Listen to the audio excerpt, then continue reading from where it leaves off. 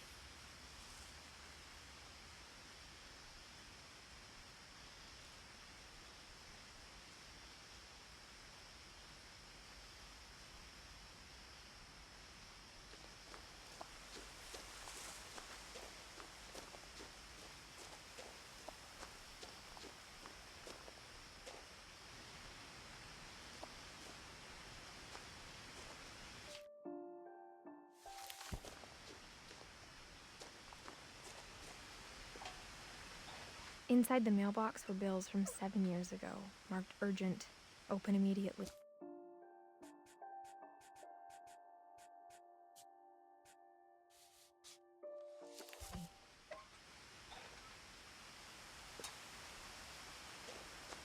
I hadn't been back since my brother Lewis's funeral.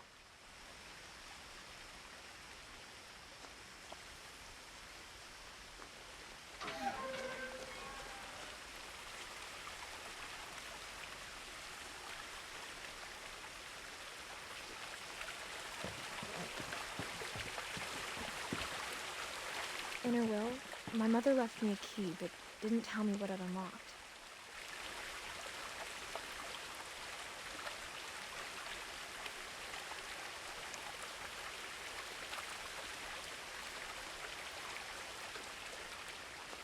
Maybe she thought I'd know. Or she thought that the mystery would be enough to bring me back.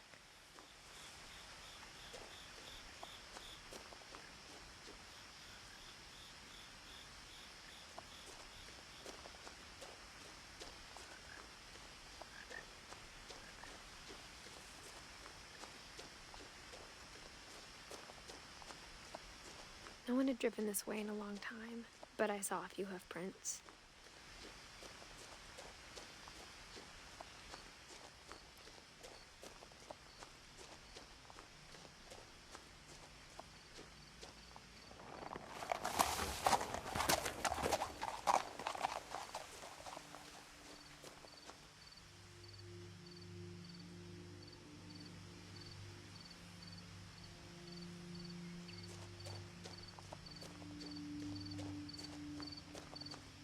The truth is, even after I inherited the house, I never thought I'd come back to it. But now I had questions about my family that only the house knew the answers to.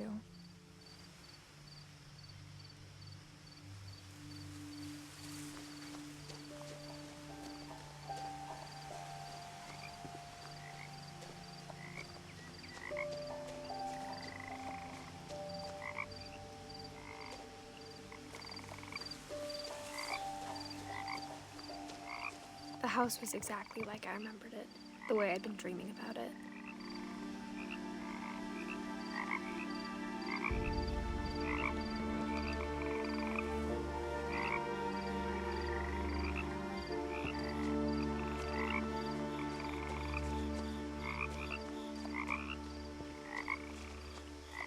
As a child, the house made me uncomfortable in a way I couldn't put into words.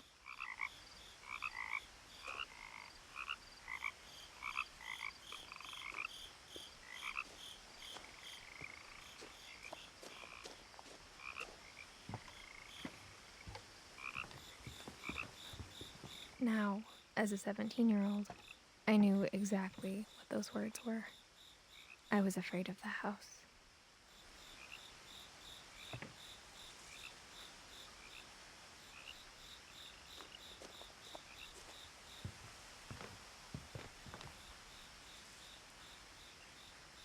I hoped the key might unlock the front door.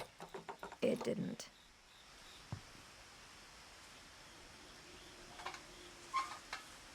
Looking in, I felt like the house itself had been waiting for me.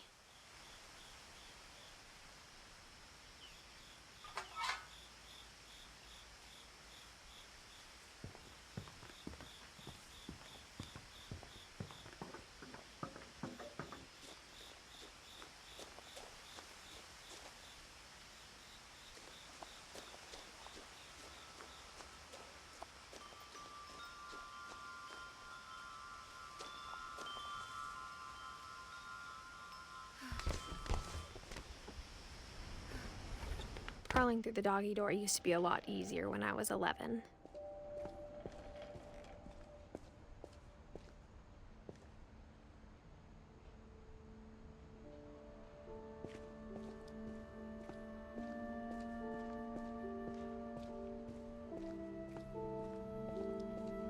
For the first time in years,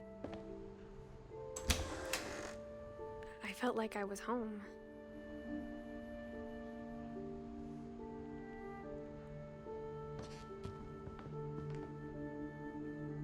But instead of a family, there were just memories of one.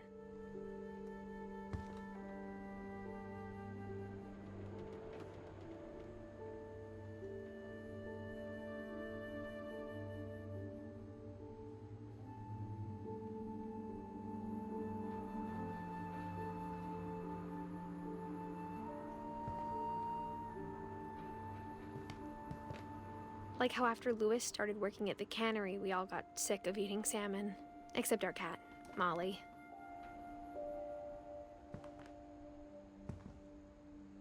Or how only one restaurant would deliver to our house, so we had Chinese a lot.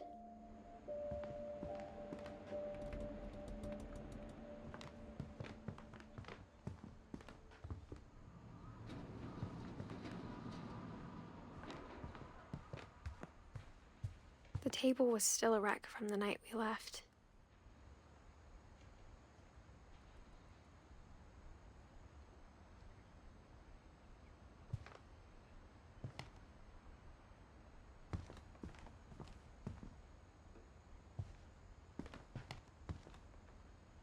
My mom was the only one of us who could imagine Great-Grandma Edie living in a nursing home. It was like a bomb had gone off, killing everyone but sparing the furniture.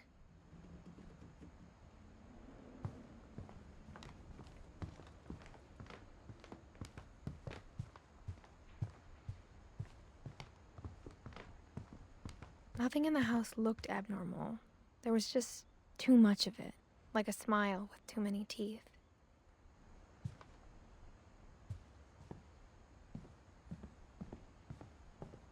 A lot of things got left behind in the whirlwind of that last night.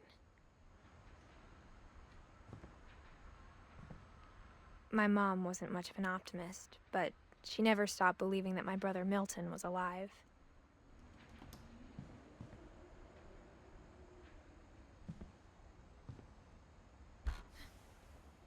Edie told me once that every Finch who ever lived is buried somewhere in the library.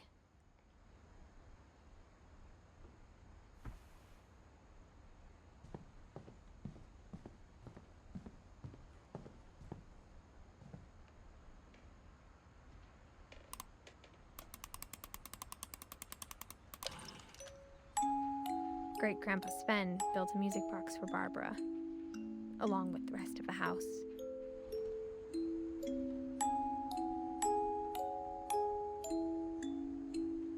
Mom always told me to stay out of the basement, so I wasn't too surprised when the key didn't fit.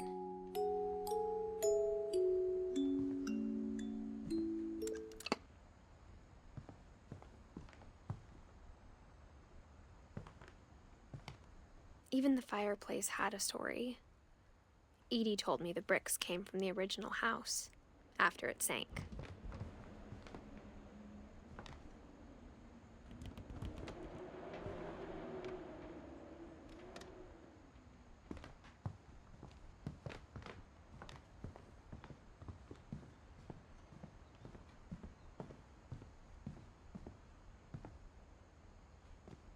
After Milton disappeared, Mom sealed up all the bedrooms. Then Edie retaliated and drilled peepholes.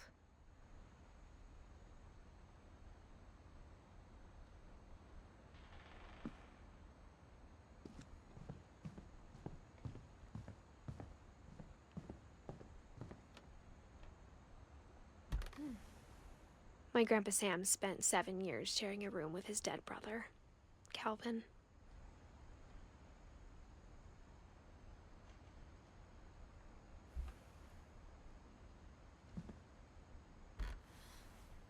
As a kid, I just assumed every house had peepholes and sealed rooms you weren't allowed inside of.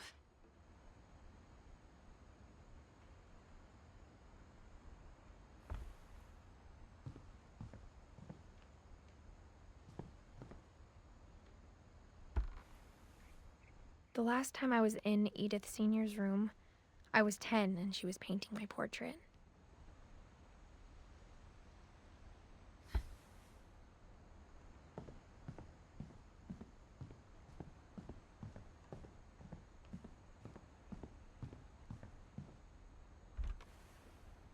Barbara was a child star for 2 years, until America grew out of it.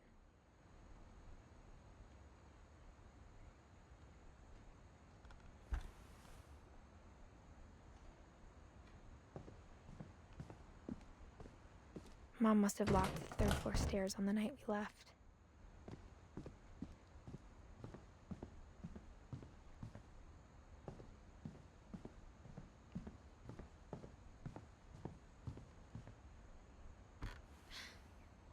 Molly always seemed like a girl I could imagine being friends with, if she hadn't died in 1947.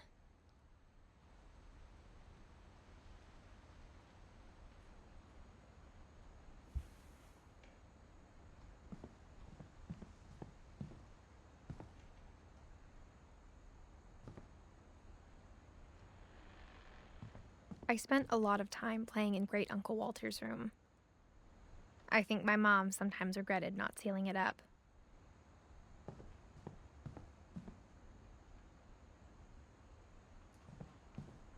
Lewis told me there were secret passages, but I never believed him.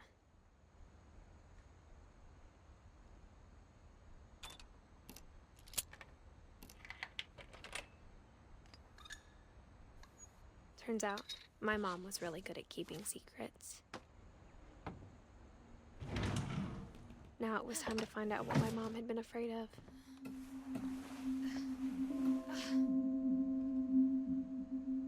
From the paintings on the wall, it was clear my brother Milton had been here before me.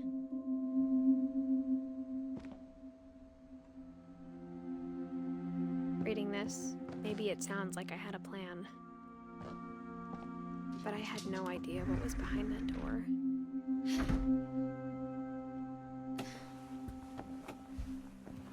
Just like I had no idea where all this was gonna lead.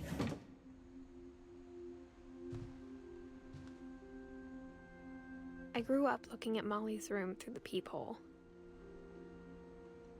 Being inside for the first time, I felt like I'd stepped behind a painting.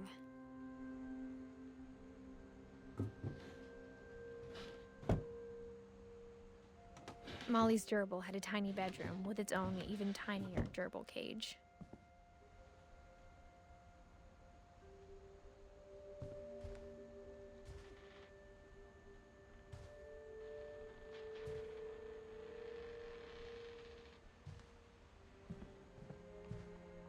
I got the sense Edie had spent a lot of time here.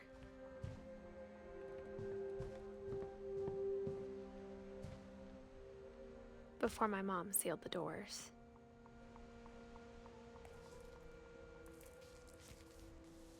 December 13th, 1947. Dear Diary, I'll be gone soon, but I wanted to tell somebody about what's gonna happen. It started when Mom sent me to bed without dinner. I woke up and I was starving, so I looked around for something to eat.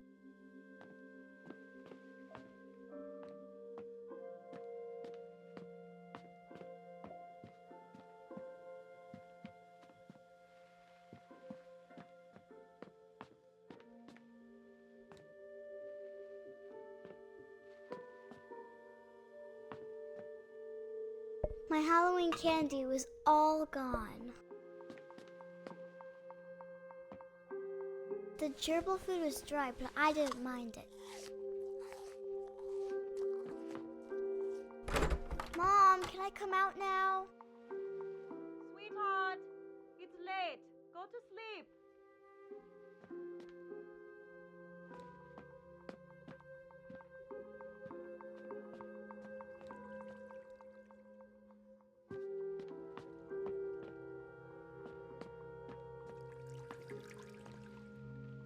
I thought about eating Christopher, but I held back.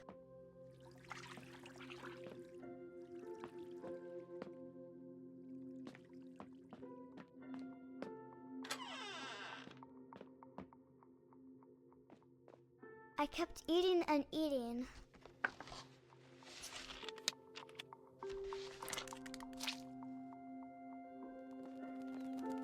I ate a lot of things that night.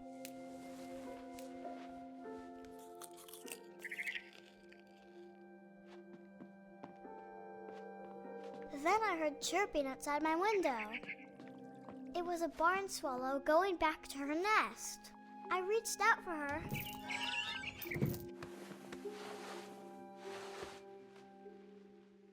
And suddenly, I was a cat.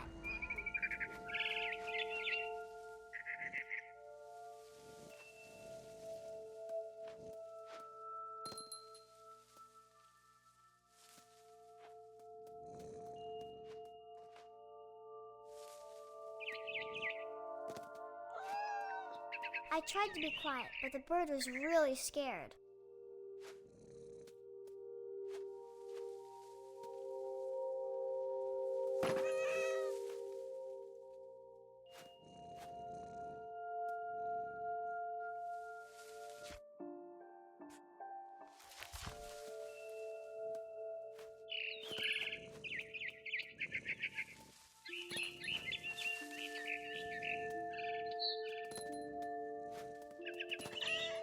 Mom and Dad didn't even look at me.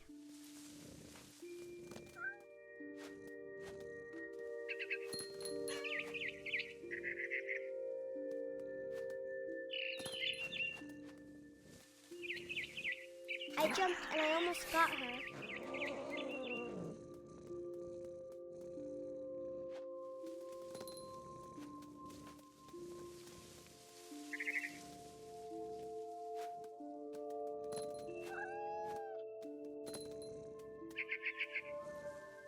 I could tell she was getting really tired. Now I was up in the big tree. I promised Dad I wouldn't climb it anymore. All I cared about was eating that mama bird.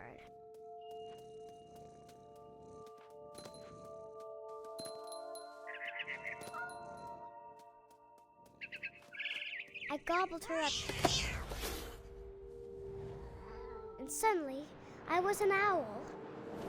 First, all I heard was the wind. Then I heard little teeth nibbling in the grass.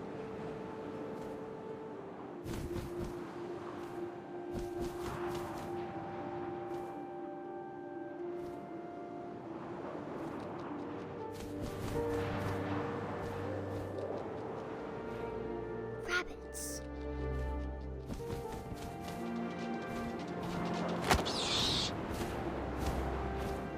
I imagined his face looking up and seeing mine through my talons.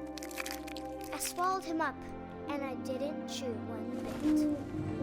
Then I flew off to find something bigger.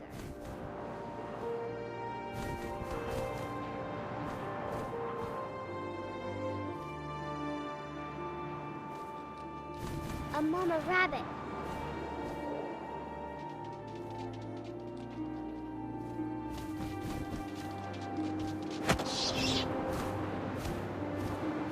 She was almost too big to carry. I started choking, but I couldn't stop eating. And suddenly, I was a shark.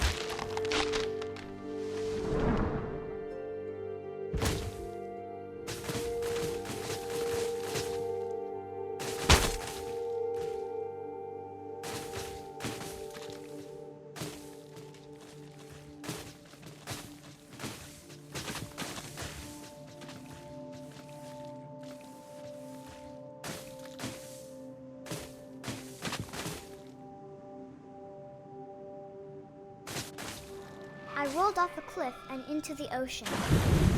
Now, I was hungrier than ever.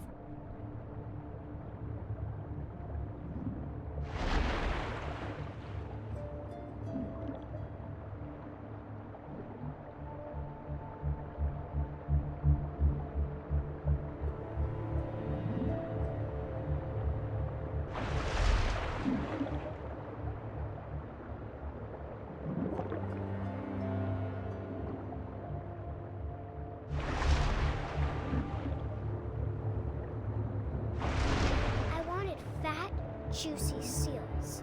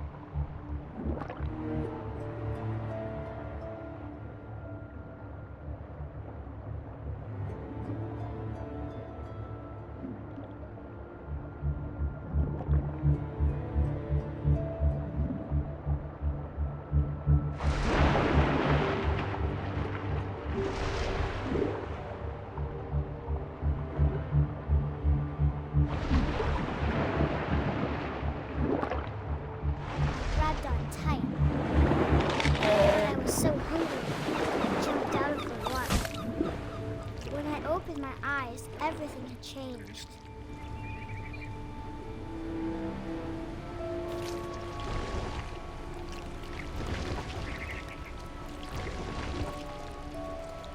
Now I was a monster, and I smelled people everywhere.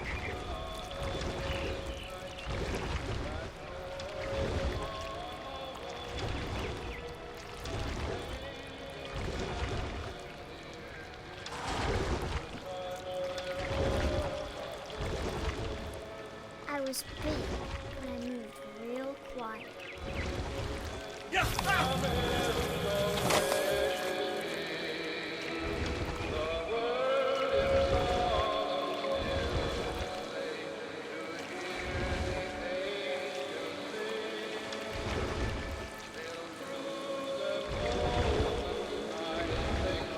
I wanted to stop, but also I didn't.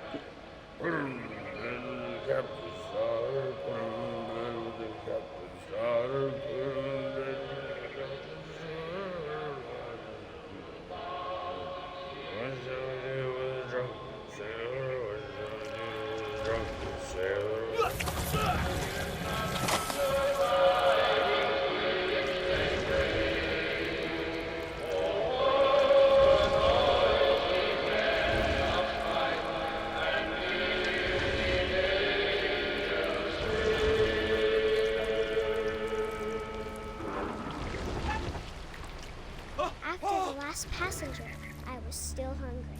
To cross the water, I smelled something new. Something I had to have, so I swam towards it.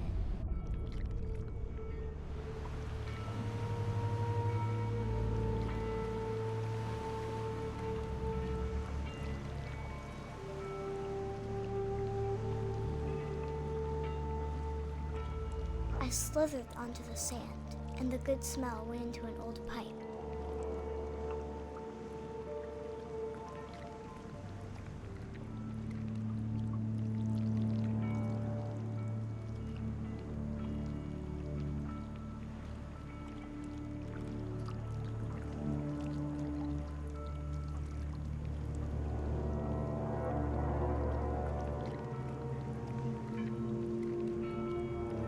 I got closer and closer.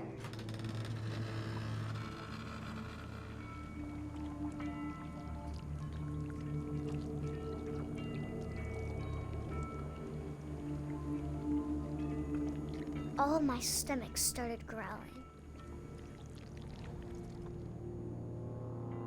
And suddenly, I was me again. I held my breath for a long time, but I couldn't hear anything. I think it's waiting for me to fall asleep. But it's not going to wait much longer. It needs to feed, and we both know I will be delicious.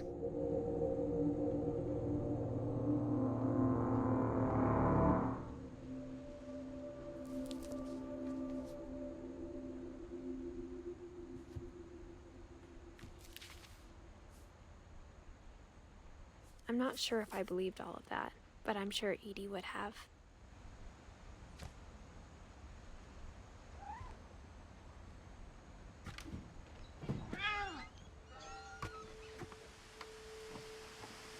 This will be obvious later, but my mom never told me any of these stories.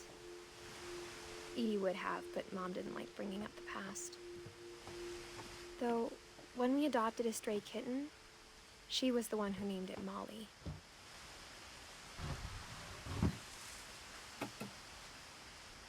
I spent a lot of time in Great-Grandma Edie's room.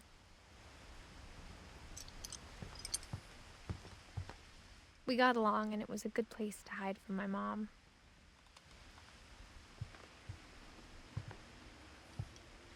When Edie told people Sven was killed by a dragon, she could also have said he was building a dragon-shaped slide that collapsed. She could have, but she didn't.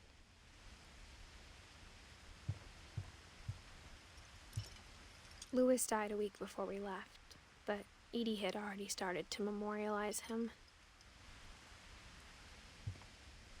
Edie knit me a new pair of gloves every year, just in time to replace the old ones.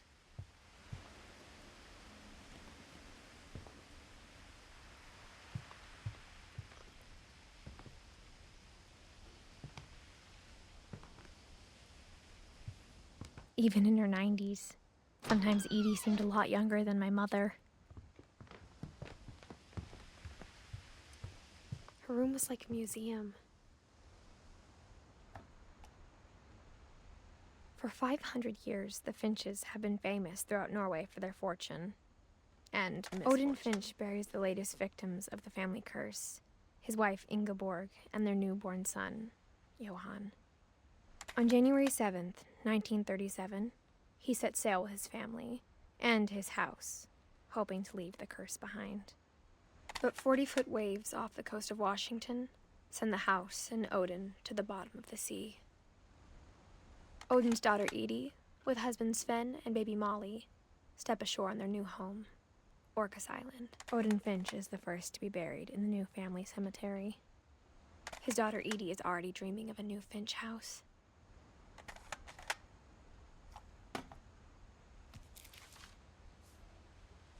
Whatever's wrong with this family, it goes back a long ways.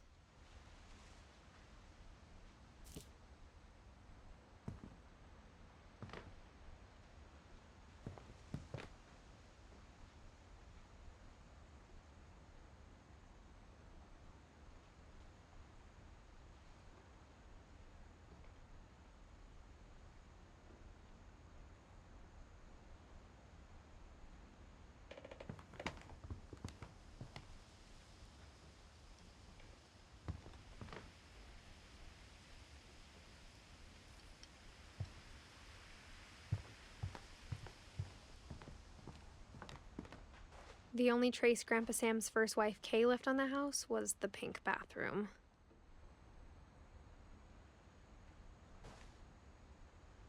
It was a pretty big trace.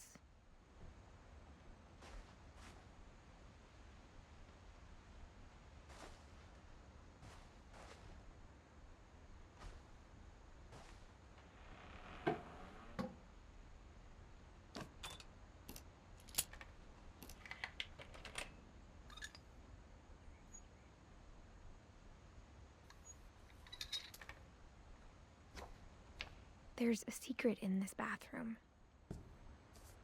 It's in the last place you would look. It isn't in the cupboard. It's hidden in this book.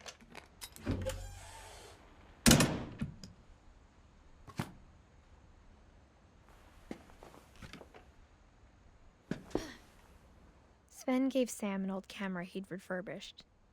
He never put it down.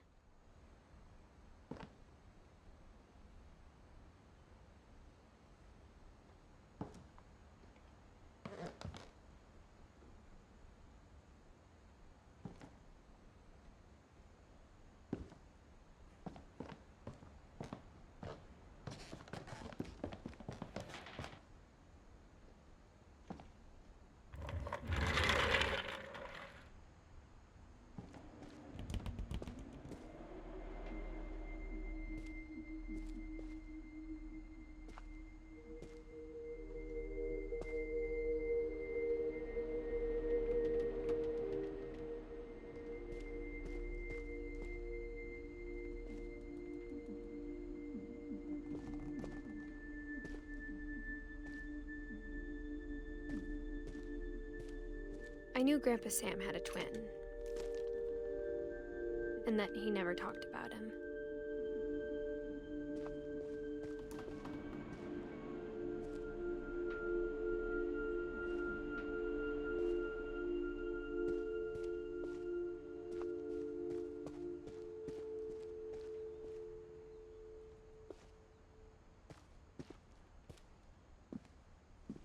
I guess my grandpa didn't like history any more than my mom did.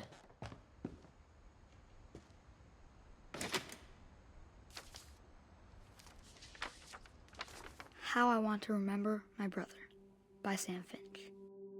The thing I remember is that when he made up his mind, that was it.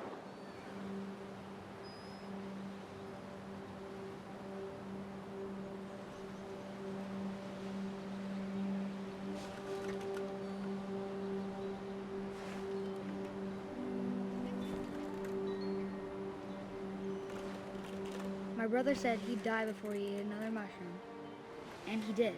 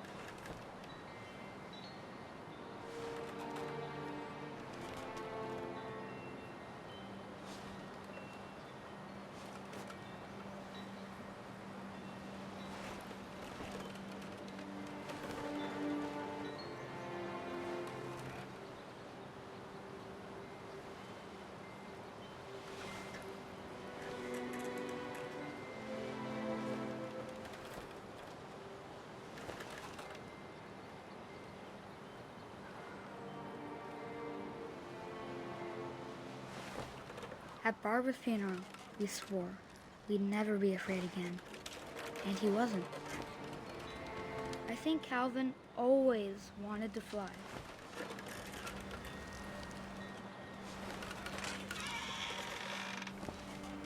Sam! Calvin!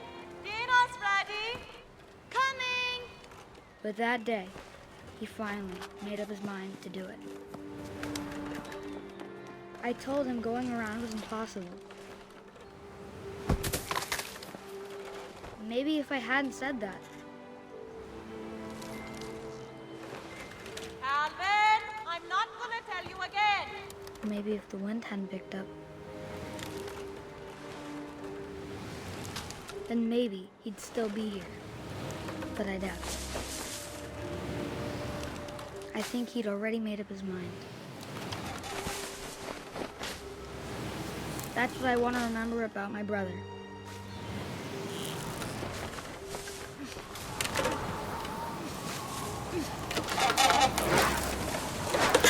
The day he made up his mind to fly. And he did.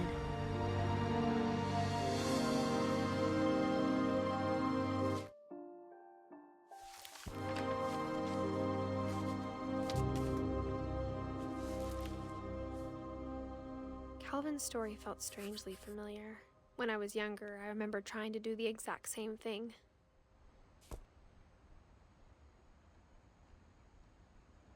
After the funeral, Edie roped off Calvin's half of the room. Mom said Grandpa Sam enlisted at 18 and never set foot in the room again.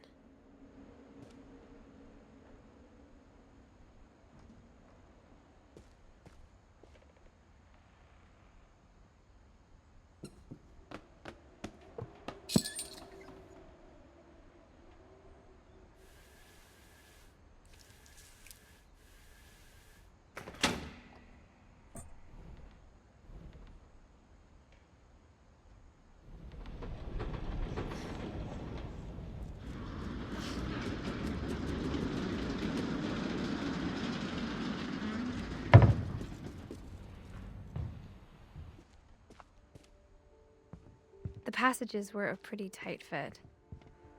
They'd obviously been built for smaller hands and bellies.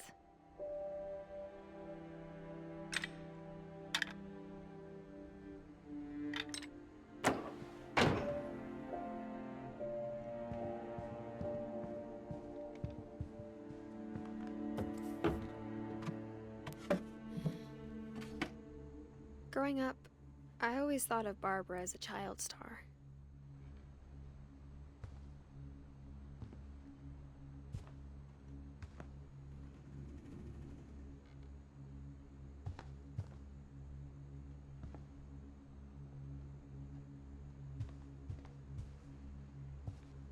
I never thought about how hard it must have been for her afterwards.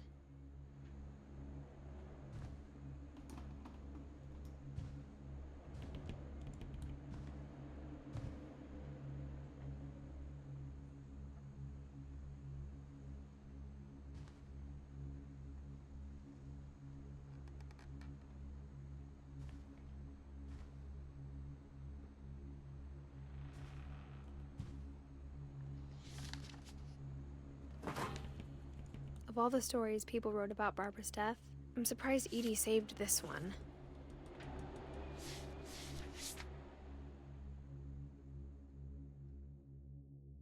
Old Jack here with another ghastly tale inspired by America's most unfortunate family. I'm calling it The Surprise Ending of Barbara Finch. As a child star, Barbara was famous for her scream. Now at 16, she was all washed up. A has-been. But in a lucky break, she'd been asked to perform her signature scream at a local convention for monster movie fans. It was just the boost her career needed. Unfortunately, her scream hadn't aged well. Getting better. I think you just need the right motivation. Her biggest fan and current boyfriend, Rick, was about to demonstrate when... Now that was a great scream. It was Barbara's father, Sven. He'd slipped into a table saw and had to be rushed to the emergency room. So Barbara got stuck babysitting her youngest brother, Walter. Her convention comeback was cancelled. Okay, I'm hearing frustration, but I'm not hearing terror. What if I tried... A gang of hoodlums in Halloween masks have been terrorizing Orcas Island tonight. Police are urging residents to... That came from the basement. You're right! Also, I loved your delivery on that. Why is your basement door locked? Because my dad likes making puzzles and secret passages. There's a key hidden in the music box. The secret is to keep winding and winding until finally the key pops out. Thanks, babe. I'll be back in a sec. 20 minutes later, Rick hadn't returned. So Barbara went to look for him, right on cue. She reached for the music box. And as she wound the key, she listened for Rick, but the house was silent.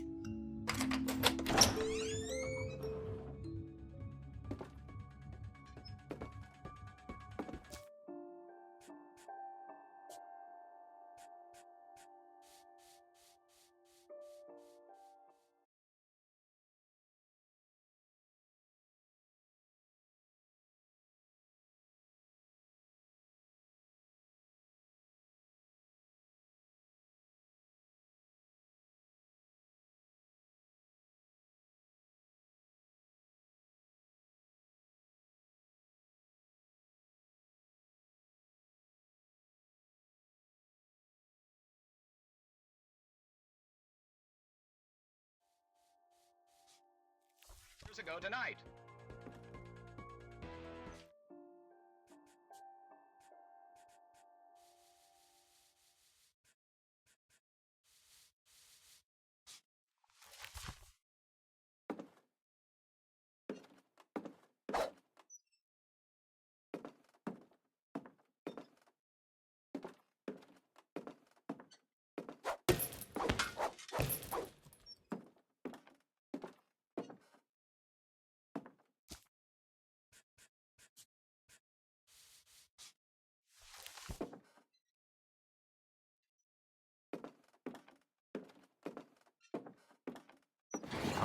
fridge rattled and grew still.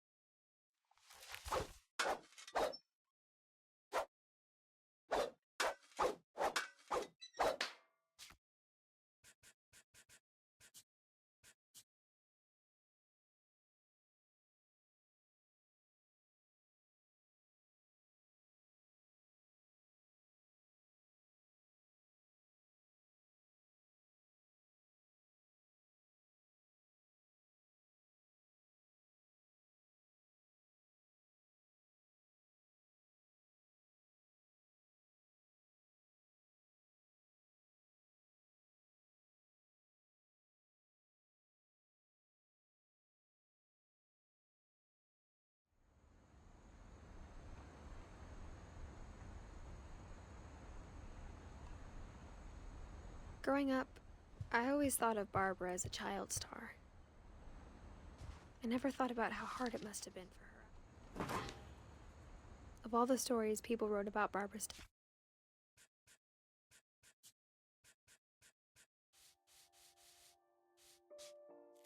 death, I'm surprised Edie saved this one.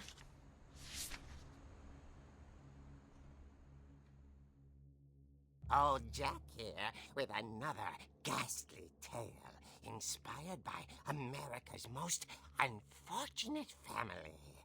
I'm calling it The Surprise Ending of Barbara Finch. As a child star, Barbara was famous for her scream. Now at 16, she was all washed up. A has-been.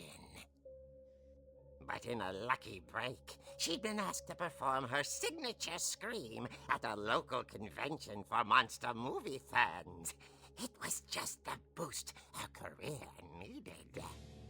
Unfortunately, her scream hadn't aged well. Getting better. I think you just need the right motivation. Her biggest fan and current boyfriend, Rick, was about to demonstrate when... Now that was a great scream. It was Barbara's father, Sven. He'd slipped into a table saw and had to be rushed to the emergency room. So Barbara got stuck babysitting her youngest brother, Walter. Her convention comeback was cancelled. Okay, I'm hearing frustration, but I'm not hearing terror. What if I tried... A gang of hoodlums in Halloween masks have been terrorizing Orcas Island tonight. Police are urging residents to... That came from the basement. You're right! Also, I loved your delivery on that. Why is your basement door locked? Because my dad likes making puzzles and secret passages. There's a key hidden in the music box. The secret is to keep winding and winding until finally the key pops out. Thanks, babe. I'll be back in a sec.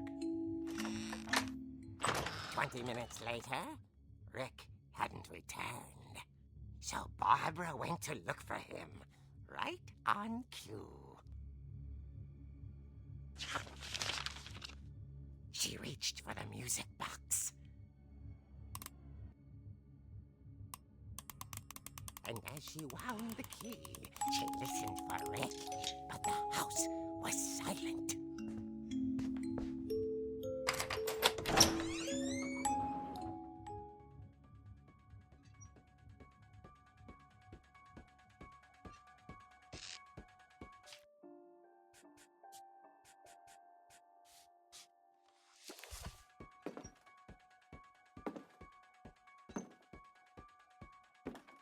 She found Rick's crutch and imagined the worst.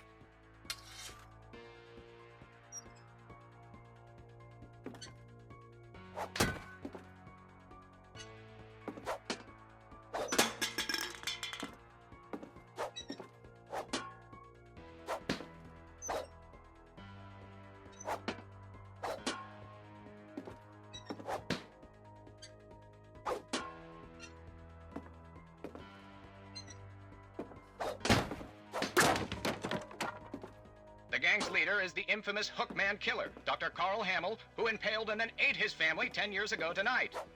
The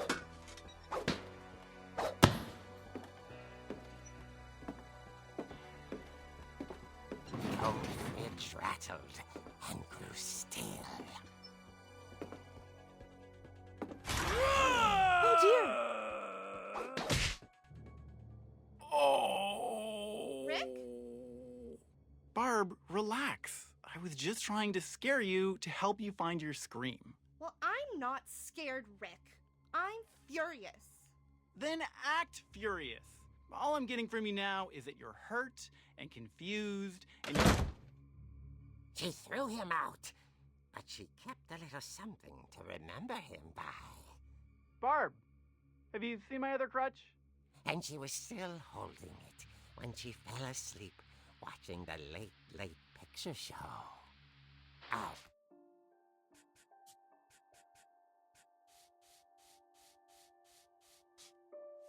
Years later, Barbara! Walter, what's going on up there? Ah! Okay, I'm coming up, but if this is a trick, you're dead, Walter.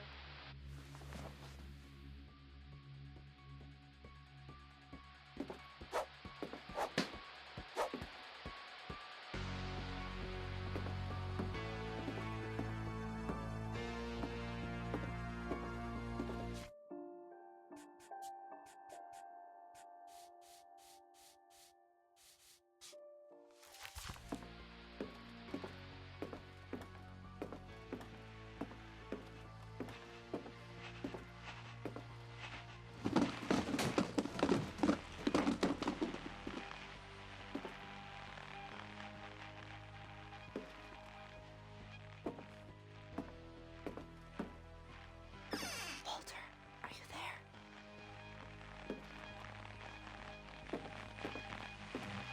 Walter had vanished, but his bedside radio was still on. Orcas Island police describe the man as 6 feet tall, with a steel hook for a hand. Residents are urged to lock all doors and windows and notify the police of any suspicious activity. Barbara turned, saw the hook man, and was speechless. He was quite smashing. And who he was, he couldn't get enough of Barbara. Okay, Barbara, there's gotta be another way out of here.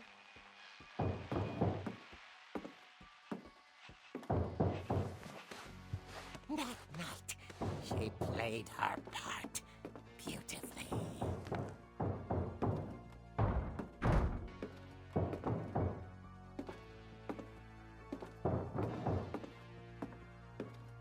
She thought about abandoning Walter, but just couldn't do it.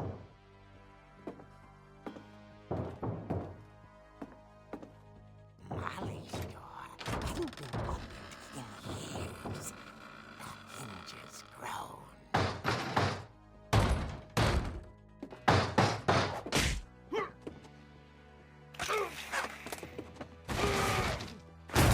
He wasn't moving, but she sensed the story might not be over yet.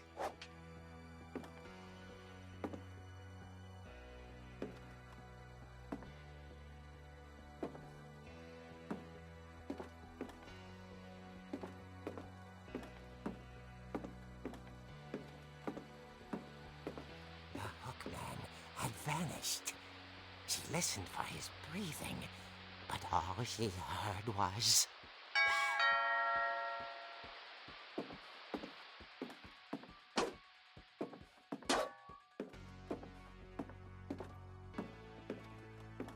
At the door, she heard whispering. It was coming from inside the house.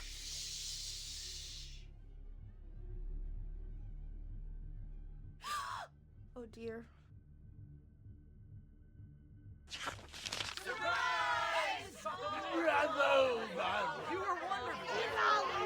The monsters had come to surprise her. For Barbara, it was a dream come true. Then she saw what kind of monsters they were, and she realized what was about to happen. She was going to be famous. And with her final breath, Barbara Finch gave the performance of her life.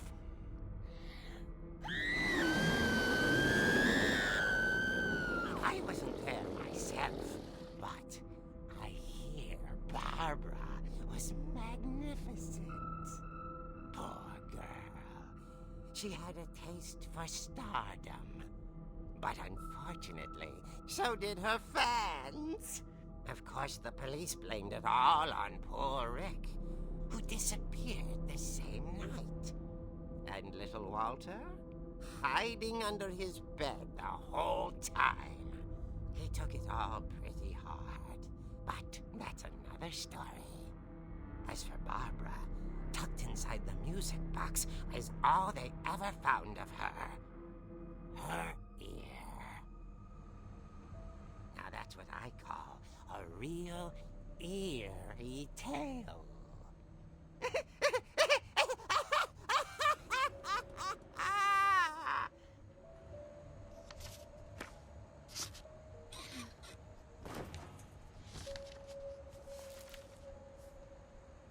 Edie told me all Barbara wanted was to be remembered, as absurd as that comic was. Maybe what Edie saw was a happy ending.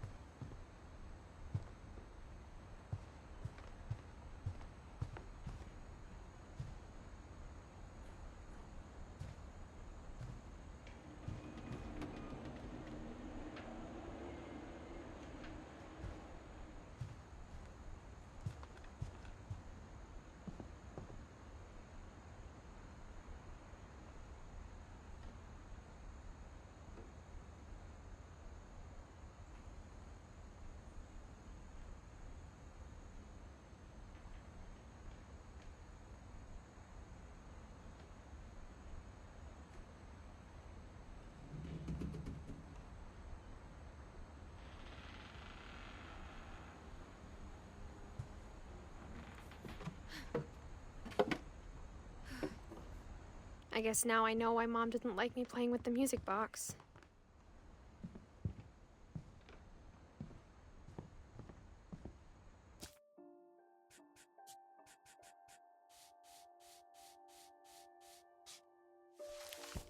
Whenever people ask me about my family, the first thing they always want to know about is Barbara.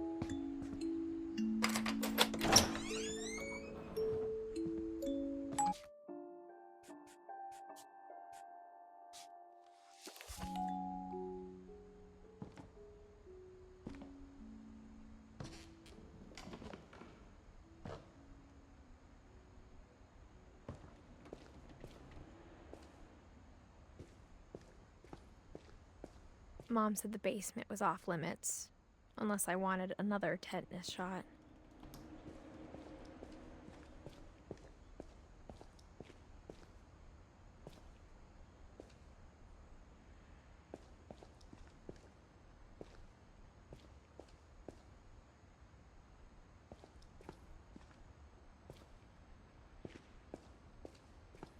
I saw Edie sneak down to the basement once, carrying packages.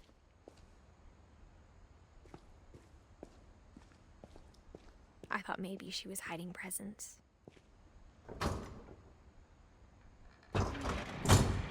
It turned out she was hiding a lot more than that.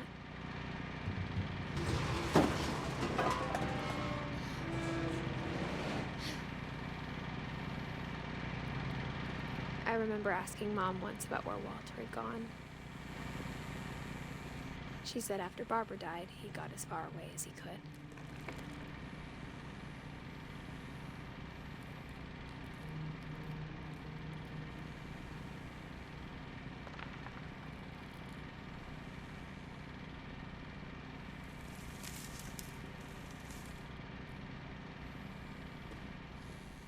If there's a pattern in all these stories,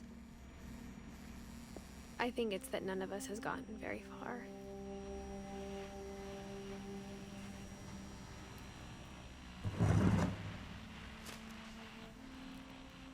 Goodbye, everyone. I can't believe I've been down here for 30 years. On that first day, after the shaking started, I didn't think I'd survive a week.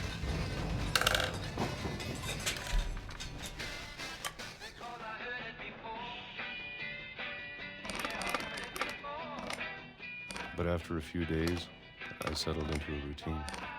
That's what kept me sane. Having a schedule, living for today. I always expected to be dead tomorrow.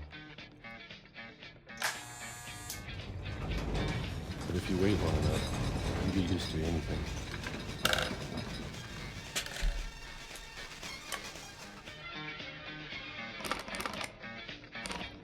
Even a monster on the other side of the door starts to feel normal. Almost friendly.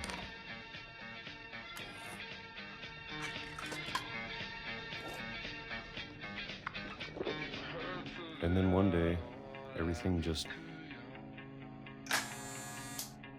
stopped. Whatever that thing was, it was gone. Maybe it got tired of waiting. Or maybe I just got tired of being afraid.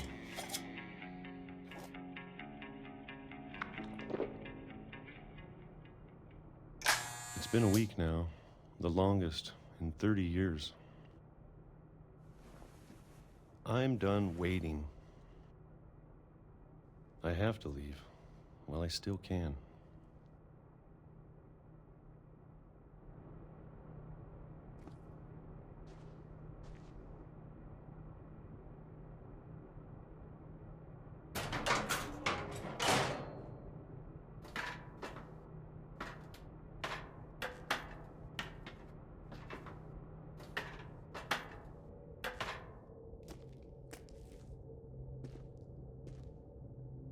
I know it's out there, somewhere.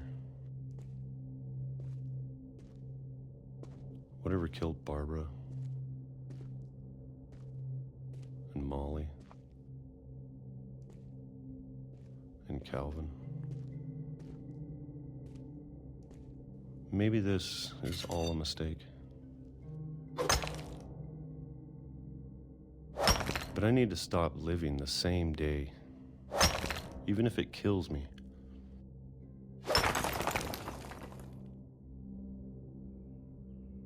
Whatever's out there, I want you to know I'm ready for it. I'm going to appreciate all of it, especially the food. I don't mind if I only have a year left, or a month, or a single week. I'd be happy with one more day. I can already imagine the sun on my face.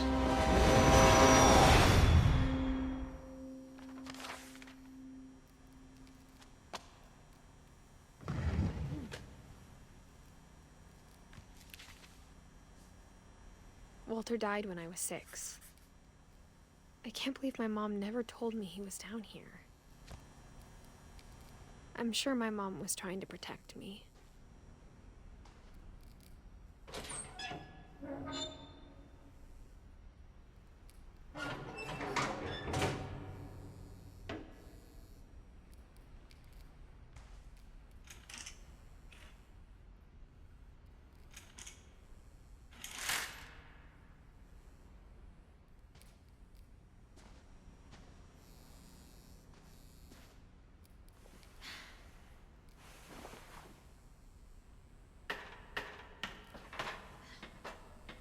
Maybe she was afraid I'd end up like Walter.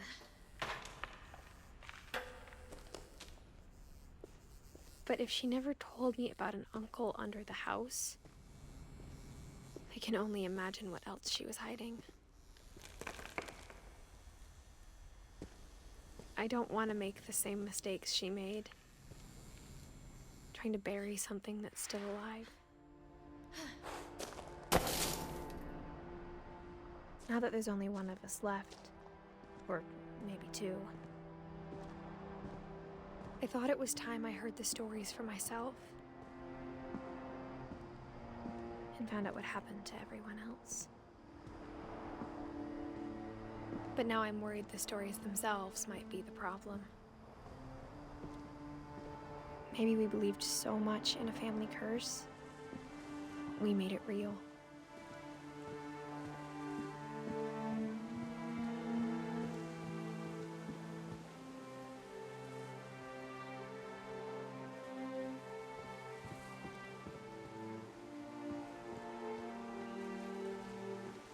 I don't know if I should even be writing this.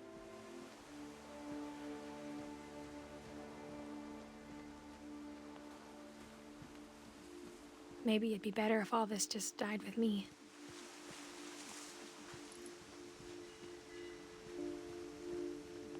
But I thought you should know about your family.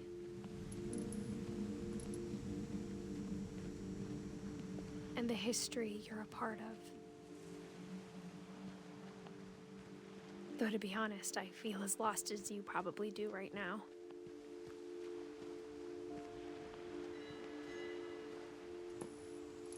I think the people in these stories believed them, for what that's worth.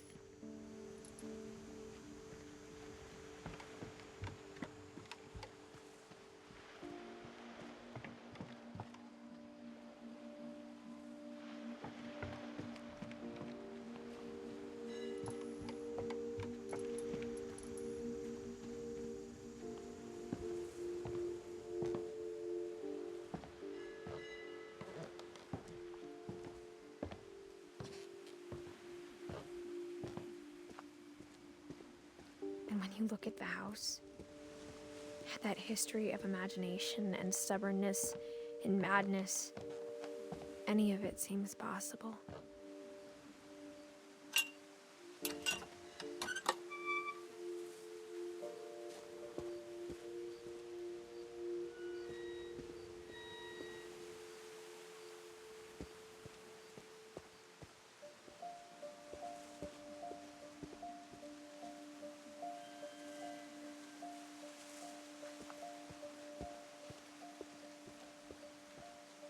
I think we've been surrounded by death for so long, we've just gotten used to it.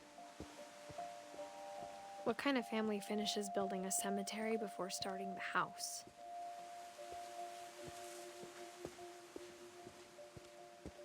It's embarrassing for me to admit this, but the pet cemetery made me more uncomfortable than the human one. 3 of the gerbils are mine, and 2 had been my fault.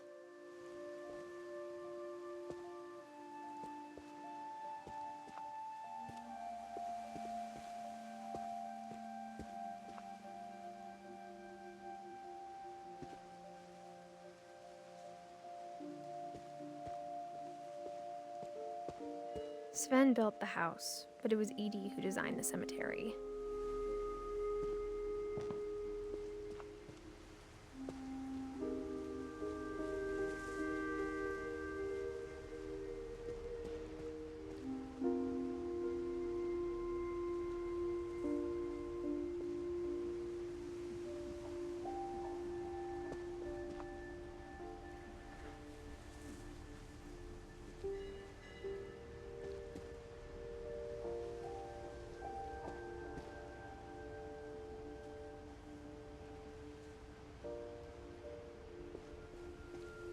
I'm sure Odin's monument had been Edie's idea. My mom was always trying to move on, but for Edie, the past never went away.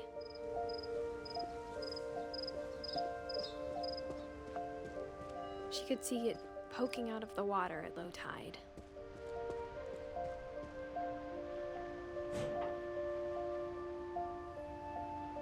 Edie said she dreamed about the old house every night.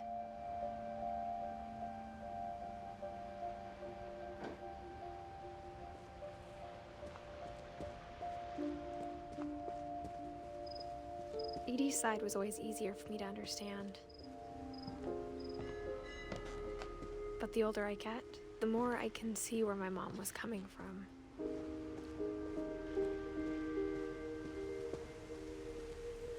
Her dad had been pretty strict, but it wasn't enough to save her brothers. She was just trying to do better.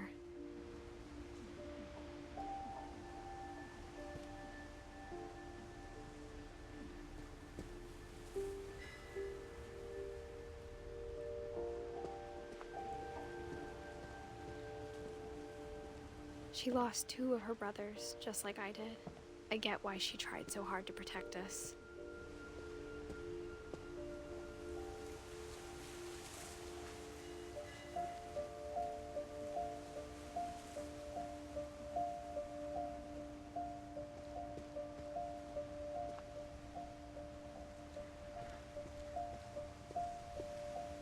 We never found Milton's body, so my mom insisted we were putting up a monument, not a tombstone.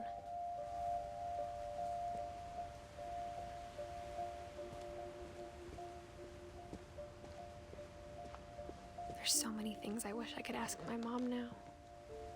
Part of me thinks this is what she wanted all along. For me to come back someday and find everything out for myself.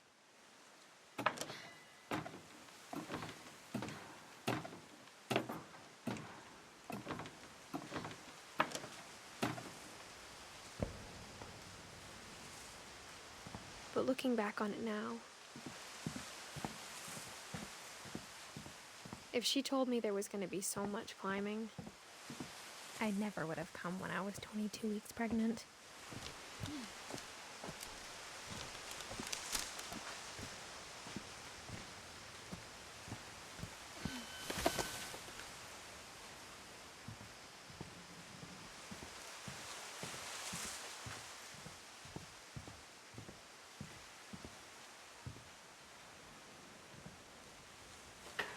I never met Grandpa Sam, but I think he and my mom had a lot in common.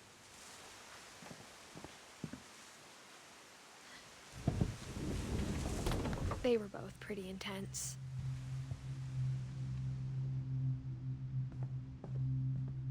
Sam spent his life shooting photos, but Mom said he got nervous being in front of the camera. I guess we're all afraid of something.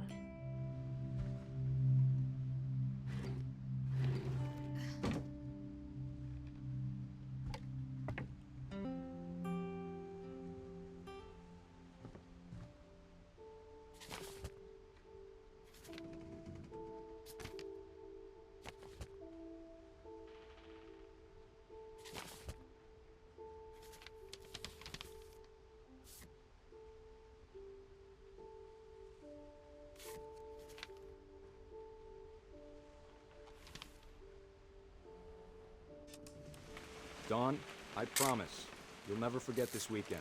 Yes, sir. These memories are gonna perfect. It's gonna rain the whole weekend, isn't it? I will never forget this weekend, Dad. That's the spirit. Okay, got it. I'm gonna take some pictures, okay? Just be careful. That camera's older than you are. Aw.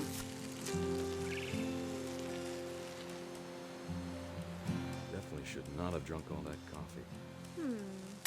Hey! That's a keeper.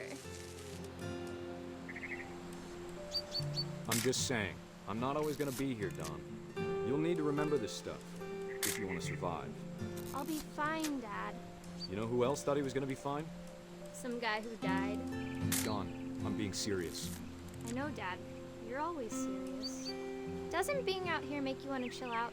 Well, to tell you the truth, I haven't been out here in 20 years.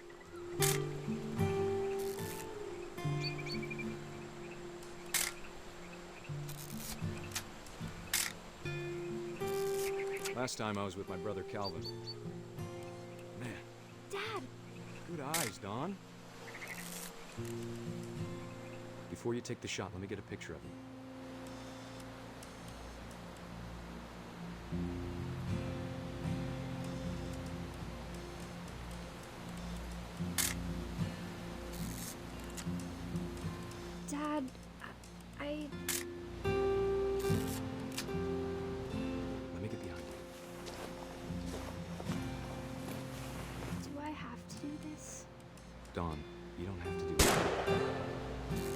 Great shot, Dawn.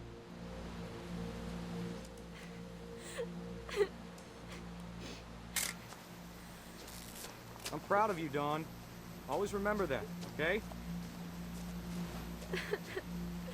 Dad, it's twitching. I think That's it's totally normal, Dawn. Just focus on the camera. Try not to think about— Dad!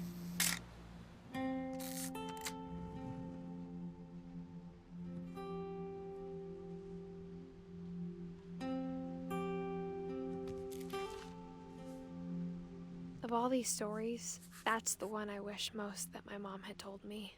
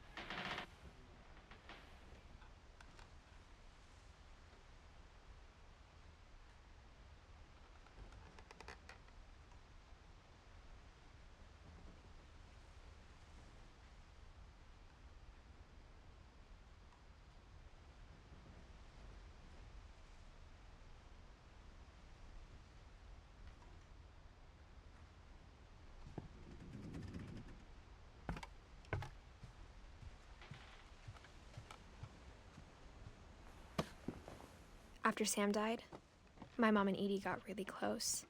They'd both lost a lot.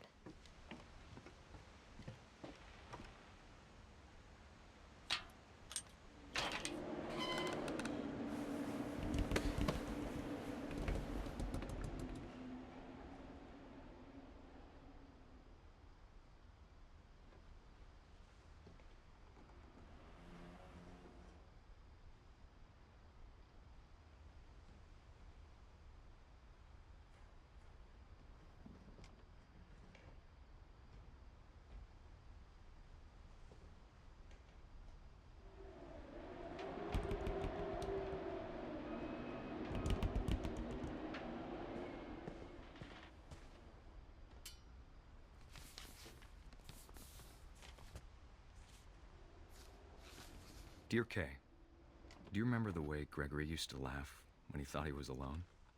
Like something funny was happening, but only he could see it.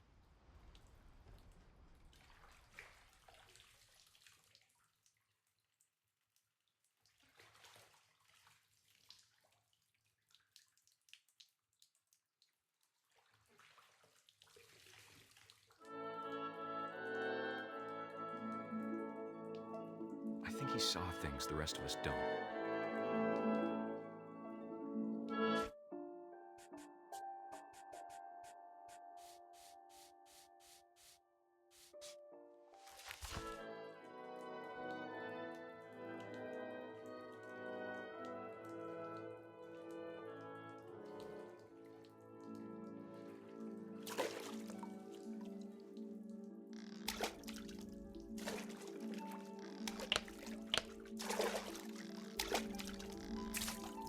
Time's over, Gregory. It's time to... Hold on, sweetie. Hello? Sam, I told you I don't want to talk right now. I wonder what he saw.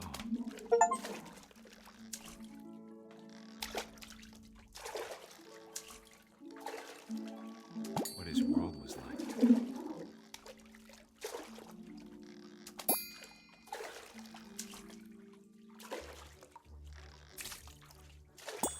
so much of Calvin. Lost in his imagination.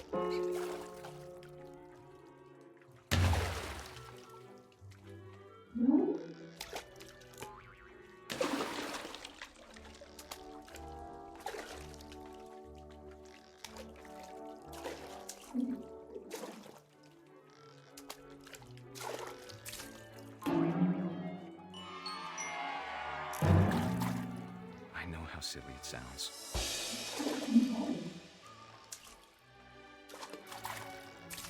That I worried about a baby being too happy. But I could feel him slipping away. Sorry about that, Gregory. I know you did everything you could. Maybe if I hadn't called that night. Damn it. I wish you could have told Hold us on, I don't want Grace to hear this. about the world he saw.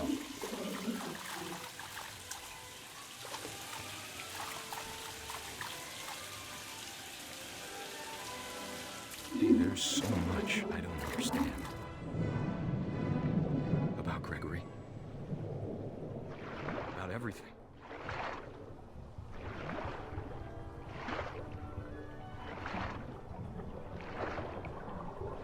But I know what happened wasn't your fault.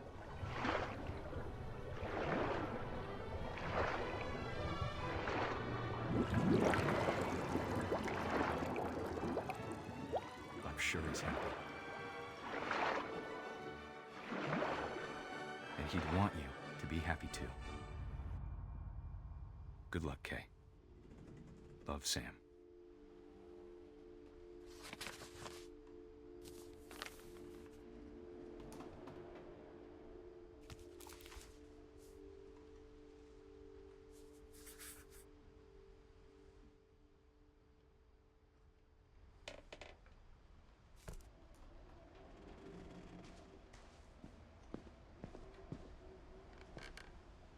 I can't imagine my mom ever writing poetry, and yet...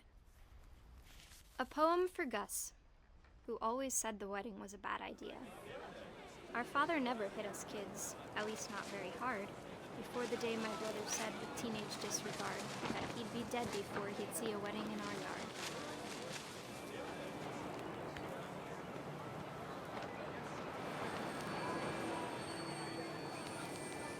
My father made him come, of course, but Gus stood far apart, just flew his kite and bottled up the storm inside his heart.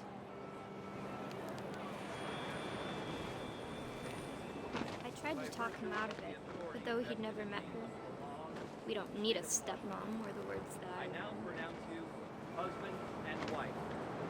Make them cry.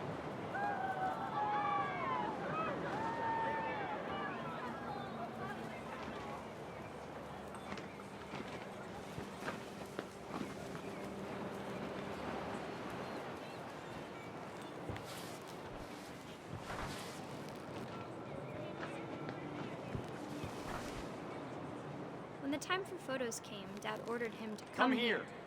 But Gus declined, and as a sign held up his middle finger.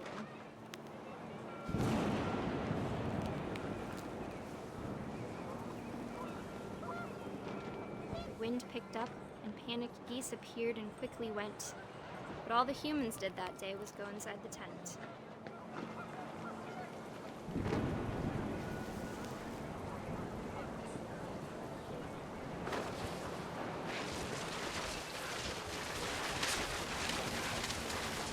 The rain came down in buckets then, but no one seemed afraid that nature might destroy the tent our dad had crudely made.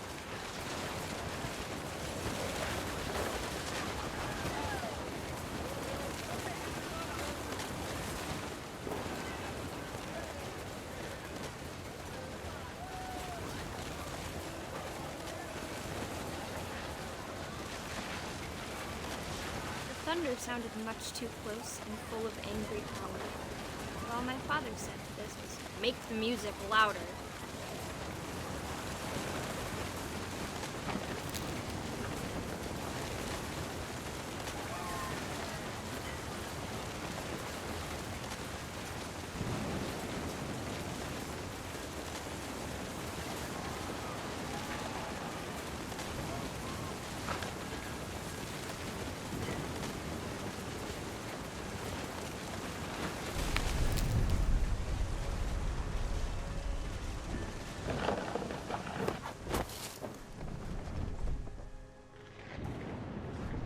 wish that I could truly say I thought about you on that day. Out there on the beach alone, just you, the wind, the sea, and foam. But I didn't, until we found you.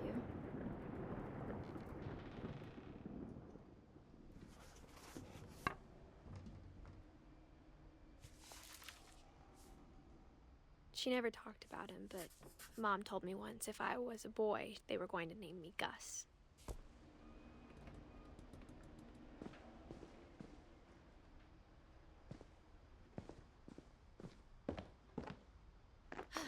My mom moved up to the loft after her brothers died. At the time, it was as far away as she could get.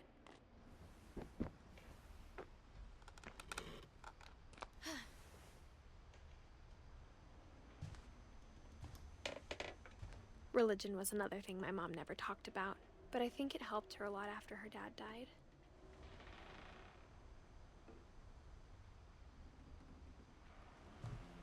She spent a summer building houses in Calcutta, where she met my dad, Sanjay.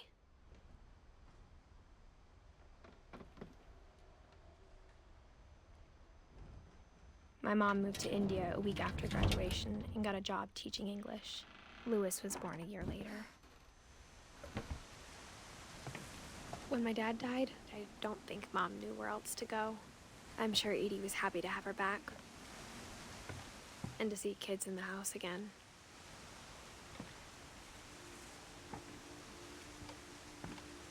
The house had to get a little bigger, but Edie was used to that. And for a while, things were good, almost normal.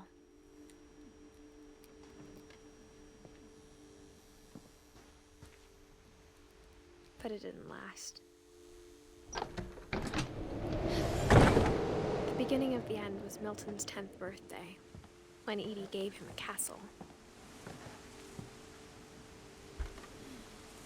After Milton disappeared, the only thing he left behind was a room full of paintings.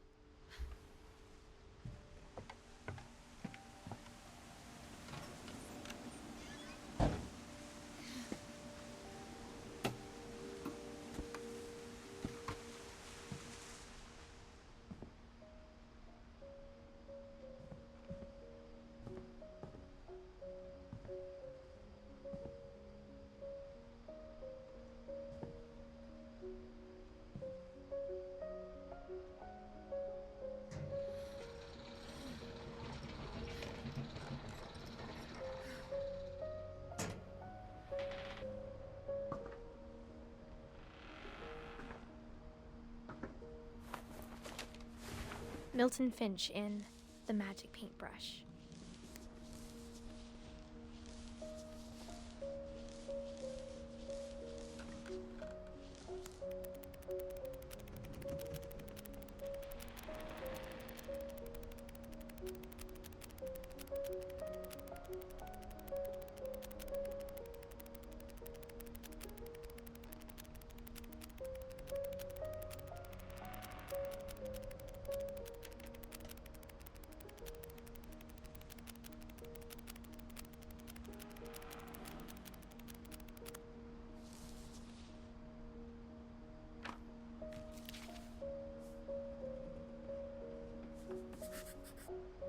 I was 4 when Milton disappeared.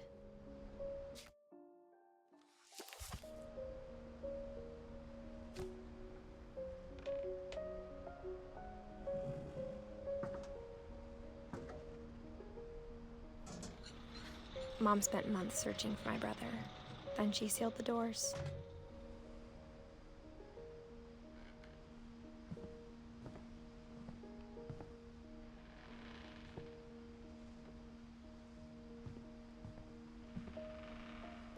Whatever Milton had found in the house, Mom didn't want it getting out.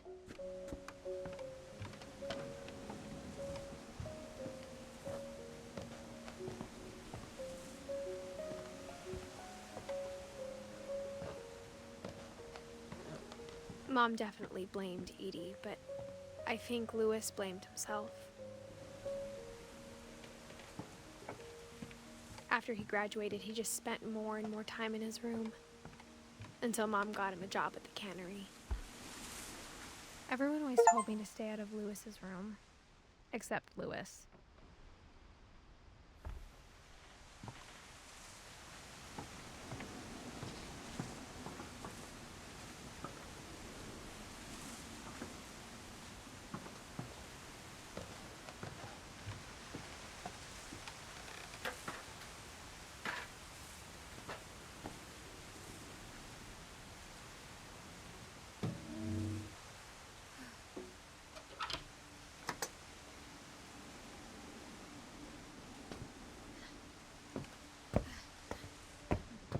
Lewis's room smelled very, very familiar.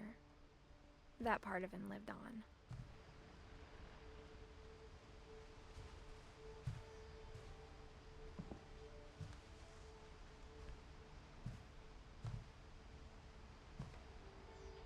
He was so proud of being Indian.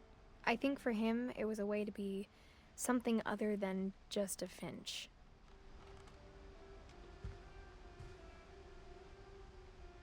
Lewis and I spent a lot of time playing games together, but he was surprisingly bad at them. He died a lot.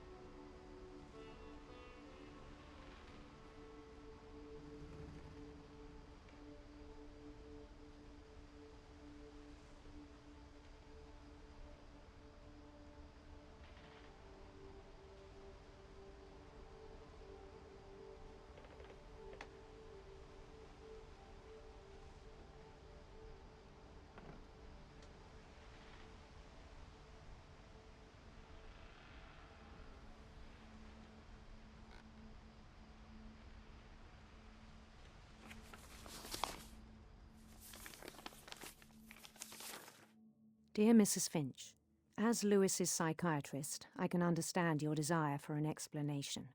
As I see it, the trouble began in January, shortly after we convinced your son to seek treatment for substance abuse. Newly sober, I believe Lewis first noticed the monotony of his daily life.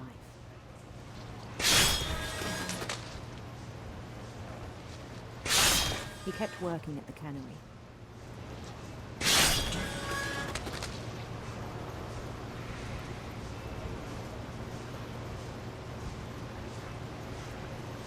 But he withdrew part of himself.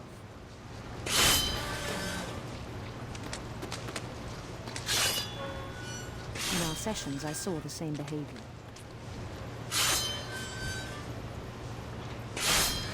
His mind began to wander. I asked him to describe it.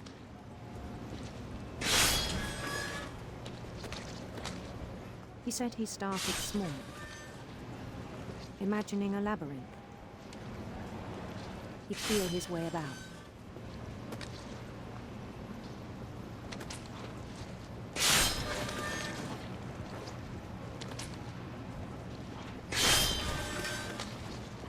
Then something moved. Bats. And toads.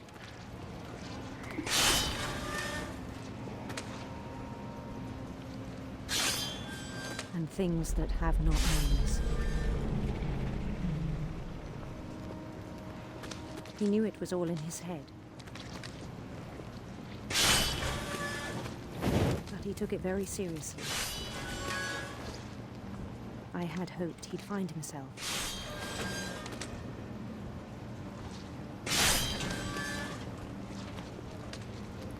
But he found something more.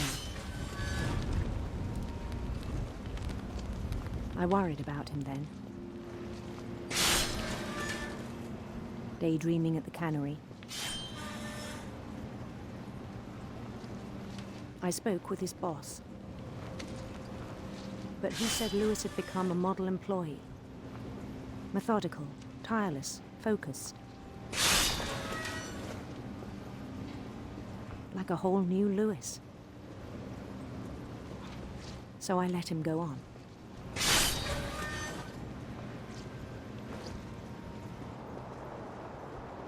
I even encouraged him. It seemed very promising at first. He told me he'd made a new friend.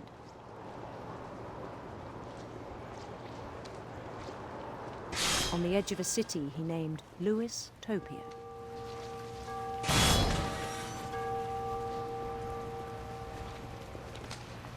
He built the city up slowly, brick by brick.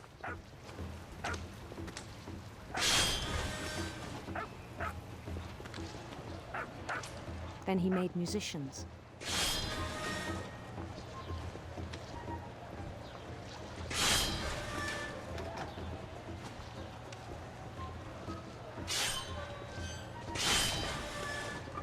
And songs for them to play.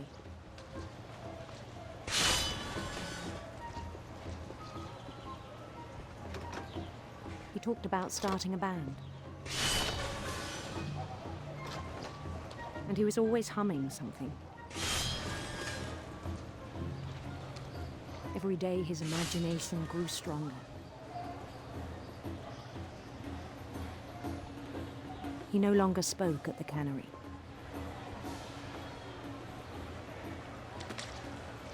But his chopping was as reliable as ever. Then one day it struck him that all the cheering crowds, even the stones under his feet, were all in his imagination.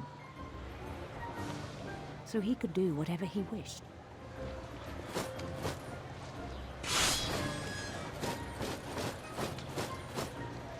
He held an election for mayor. And he won. They begged him to stay, but his mind was already wandering. It became a game for him.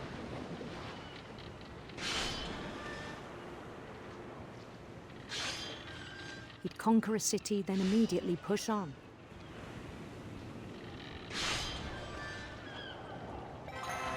New Louisville.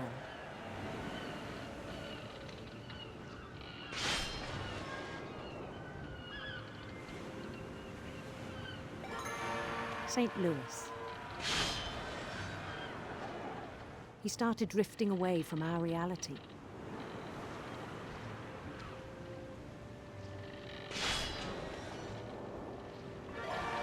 Minneapolis. Until one day he forgot to go home from the cannery. Even as his mother pleaded with him, part of Louis kept sailing on.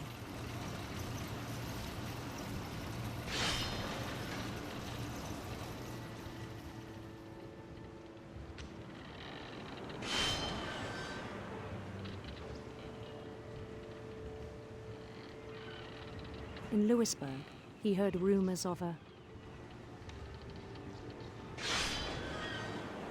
beautiful prince.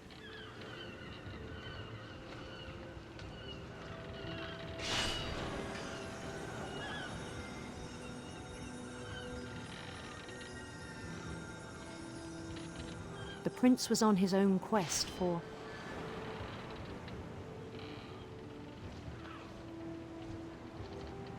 radiant rainbows.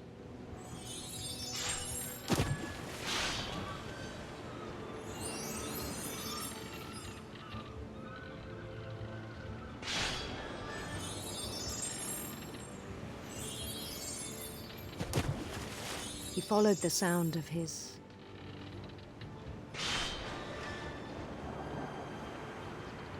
silver harp.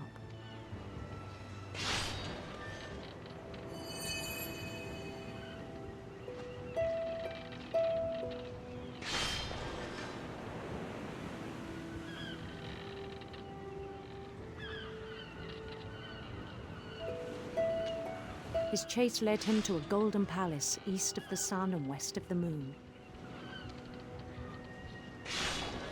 Even then, his logic remained sound.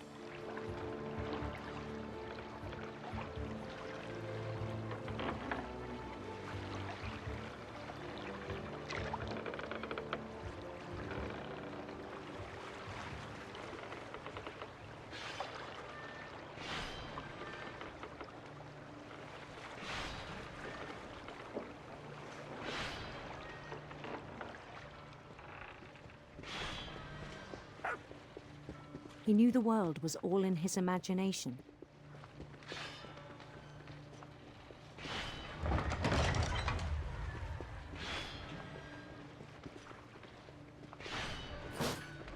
But he was so proud of having created it.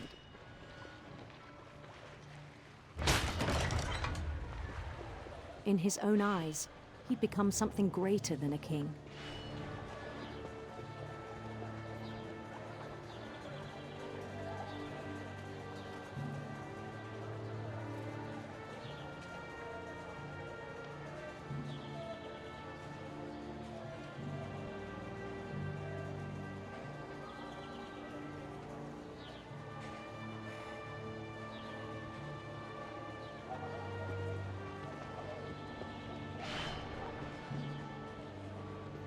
For someone who'd never known success in the real world, I think it was overwhelming. And then it struck him that the real Lewis was not the one chopping salmon, but the one climbing the steps of a golden palace.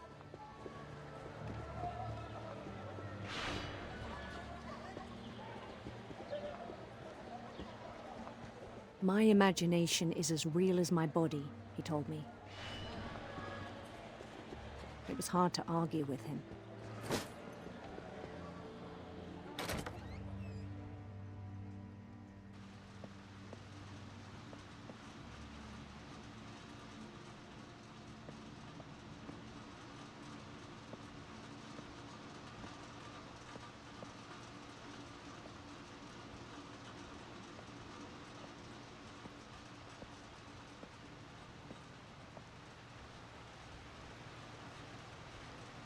He began to forget the world we know.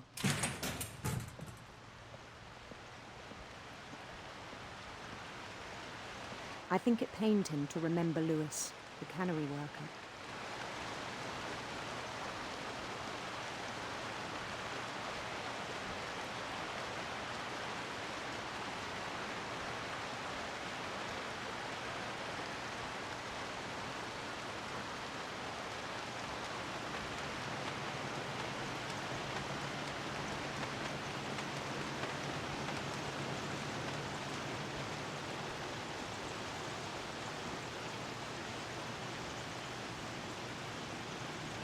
He began to despise the man with a royal contempt.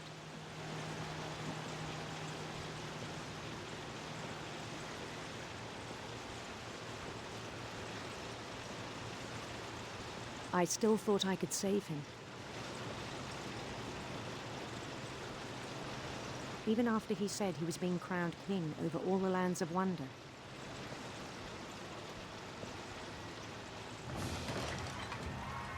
The palace would be packed with his companions.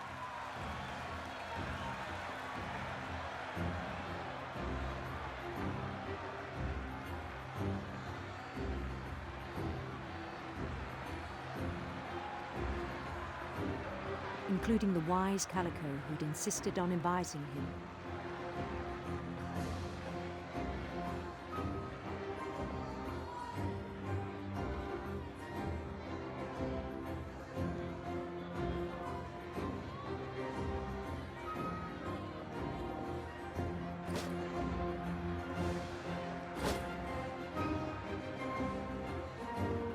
His prince waited, holding his crown.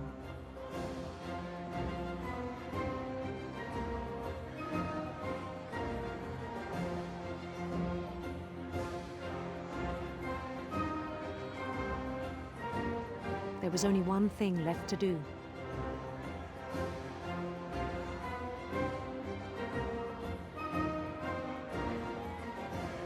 Bend down his head.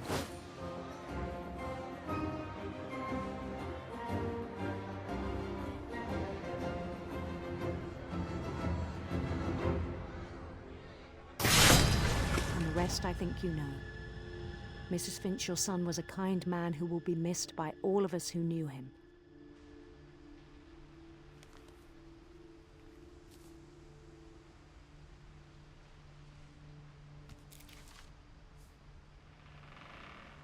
My brother was really cool. I wish you could have met him.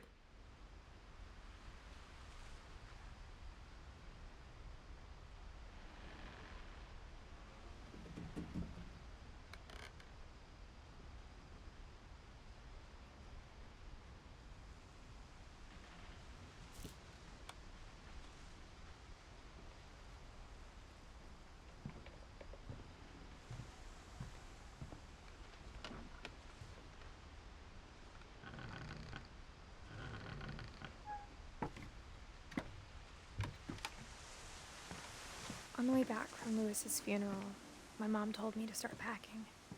She waited until the day before we left to tell Edie. I'm not sure if she wanted to make it easier or harder.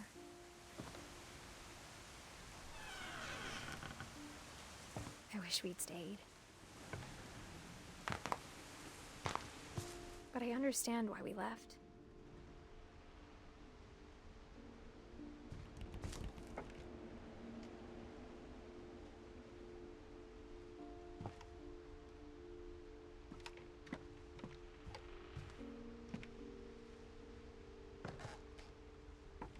What happened that night had been coming for a long time. Maybe it should have come sooner.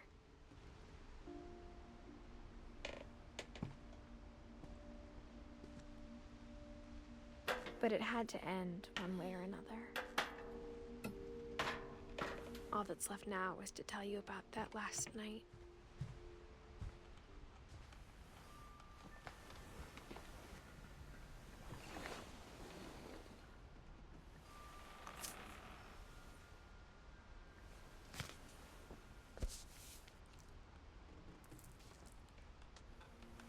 That whole last day, Edie just watched us pack and didn't say a word. Until supper, when she raised her glass and said, "To our final night together, and all our final nights apart." Grandma, you know what I said about alcohol. Some of your medications are very Edith, specific. I left a present for you in the hallway. Why don't you go open it? The grown-ups have to argue now. I'm sorry, you're right. We're all leaving tomorrow. Let's just enjoy our last... I'm not leaving. Edith, you're excused.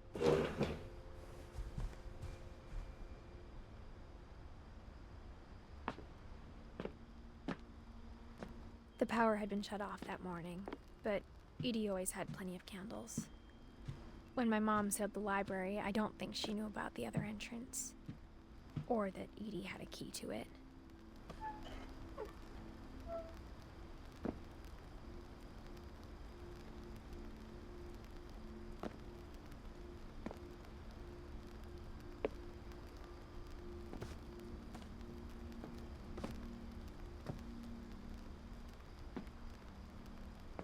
The thing you're afraid of isn't going to end when you leave the house.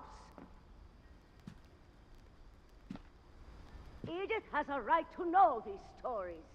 My children are dead because of your stories. I think it's best if Edith and I leave tonight. We'll have the nursing home send a van for you in the morning. Okay?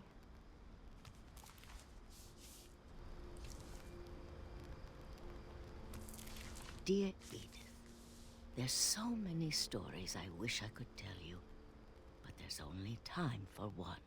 This is about what happened on the night you were born. That night, the tide went way, way out. It was the first and last time I ever saw the old house aground.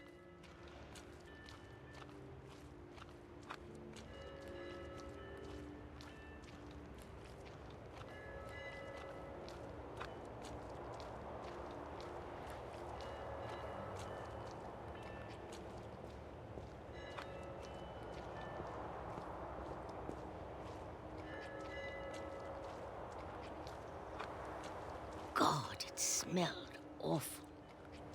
You know, I've seen that house every day of my life.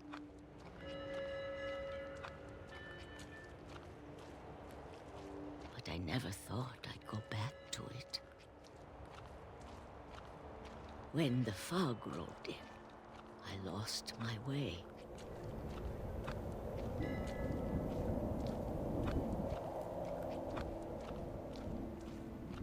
I got turned around.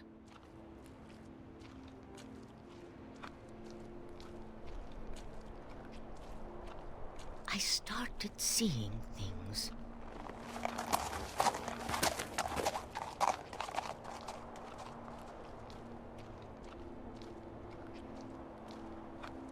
Things I'd forgotten had ever existed.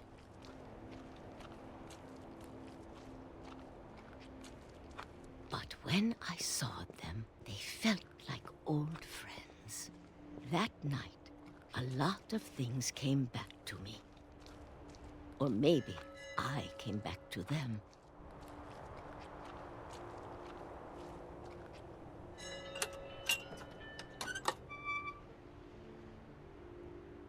Things I can't explain, but that I need you to try and... Edith, what are you doing in here? It's mine. Edith! Mom, you're gonna rip it! Let go! I kicked and screamed, but Mom dragged me to the car.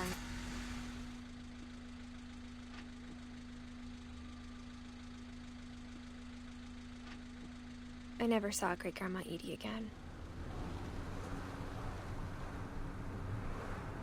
The next morning, the band came to pick her up, but she was already gone. After that, we moved around a lot.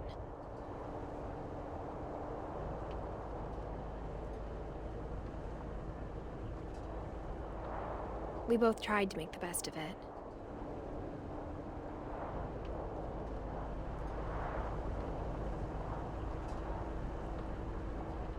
A few years went by.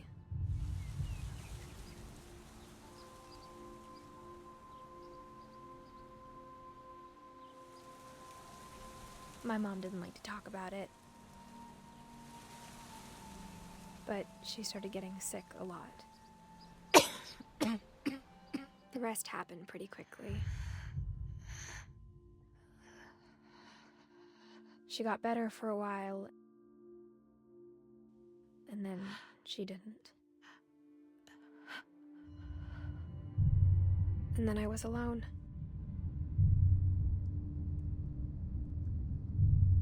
The last Finch left alive.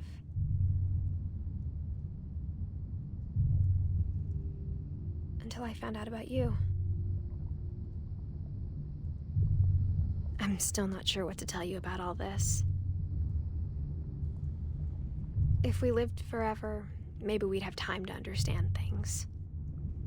But as it is, I think the best we can do is try to open our eyes. And appreciate how strange and brief all of this is.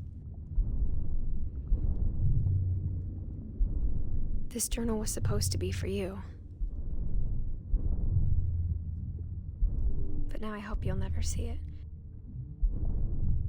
I just want to meet you and tell you all these stories myself.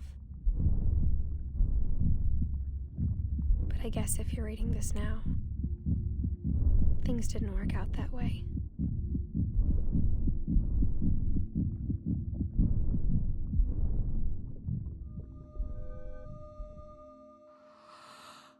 This is where your story begins. I'm sorry I won't be there to see it. It's a lot to ask, but I don't want you to be sad that I'm gone. I want you to be amazed that any of us ever had a chance to be here at all. Good luck.